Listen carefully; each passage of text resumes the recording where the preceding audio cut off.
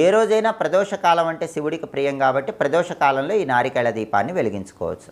ఈ నారికేళ దీపాన్ని ఎలా వెలిగించాలంటే మీ గృహంలో పూజా మందిరంలో పరమేశ్వరుడి చిత్రపటానికి లేదా లింగస్వరూపానికి గంధం బొట్లు కుంకుమ బొట్లు పెట్టి ఆ తర్వాత శివుడి దగ్గర ఒక పీట ఏర్పాటు చేసుకోవాలి. పూజలు చేసుకోవటానికి ఉపయోగించే ఒక చిన్న పీట ఏర్పాటు చేసి ఆ పీటకు పసుపు రాసి కుంకుమ బొట్లు పెట్టి ఆ పీట మీద ఒక రాగి పళ్ళాన్ని ఉంచాలి లేదా ఇత్తడి పళ్ళాన్ని ఉంచాలి.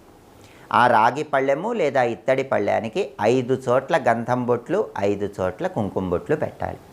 ఆ తర్వాత గంధం కొద్దిగా తీసుకొని ఆ గంధంలో వీలైతే గంగాజలం కొద్దిగా కలపండి, వీలు కాకపోతే మామూలుగా మంచినీళ్ళు కలిపి తడి గంధం తయారు చేసుకోండి. ఆ తడి గంధంలో ఉంగరపు వేలు ముంచి రాగి పళ్ళెము లేదా ఇత్తడి పళ్ళెం మీద ఒక స్వస్తి గుర్తు వేయండి. అలా రాగి పళ్ళెము లేదా ఇత్తడి పళ్ళెంలో తడి గంధంతో స్వస్తి